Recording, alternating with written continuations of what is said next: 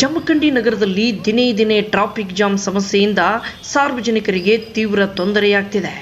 ಆ ಹಿನ್ನೆಲೆಯಲ್ಲಿ ನಗರದಲ್ಲಿ ಬೆಳ್ಳಂಬೆಳಗ್ಗೆ ರಸ್ತೆಗಿಳಿದ PSI ಅನಿಲ್ ಕುಂಬಾರ್ ನೇತೃತ್ವದ ಪೊಲೀಸ್ ತಂಡವು ರಸ್ತೆ ನಿಯಂತ್ರಣ ಕಾಯ್ದೆ ಹಿನ್ನೆಲೆ ರಸ್ತೆಯ ಮೇಲೆ ಅಡ್ಡಾದಿಡ್ಡಿ ವಾಹನ ನಿಲ್ಲಿಸುವ ಸವಾರರಿಗೆ ದಂಡ ವಿಧಿಸುವ ಮೂಲಕ ಬಿಸಿ ಮುಟ್ಟಿಸಿದರು.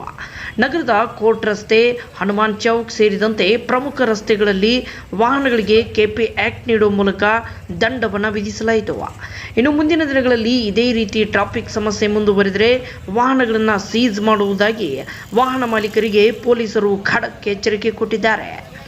ವರದಿ ಭರತೇಶ್ ಪಾಣಕ್ನವರ್, ಜಮಖಂಡಿ.